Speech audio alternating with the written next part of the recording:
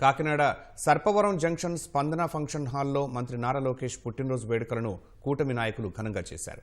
తెలుగుదేశం నాయకుడు కటకంశెట్టి వెంకట ప్రభాకర్ ఆధ్వర్యంలో నిర్వహించిన వేడుకలకు జనసేన ఎమ్మెల్యే పంతం నానాజీ ముఖ్య అతిథిగా హాజరయ్యారు. భారీ కేక్ కట్ చేసి మెగా రక్తదాన శిబిరం ఏర్పాటు చేశారు. మంత్రి లోకేష్ ఎప్పుడూ ఆయురారోగ్యాలతో ఉండాలని కూటమి నాయకులు ఆకాంక్షించారు.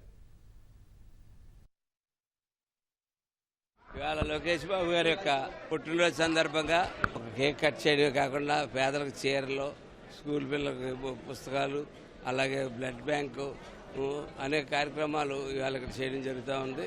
అలాగే లోకేష్ గారు కూడా ఒక మంచి నాయకుడిగా లాస్ట్ ఇయర్కి ఇప్పటికీ కూడా మంచి తీర్చిదిద్దబడ్డాడు. ఆయన 3300 కిలోమీటర్లు పాదయాత్ర చేసి అతను ఒక నాయకుడిగా ఇవాళ ప్రజల యొక్క కష్టాలు తెలుసుకుని ఒక నాయకుడిగా ఎదిగినందుకు మేము అభినందిస్తూ ఉన్నాం. వచ్చేసారి బాబీ గారికి అధికార హోదాతో లోకేష్ బాబు గారు పుట్టినరోజు చేసే అవకాశం కలిగించాలని చెప్పి కోరుకుంటూ సెలవు తీసుకుంటాం.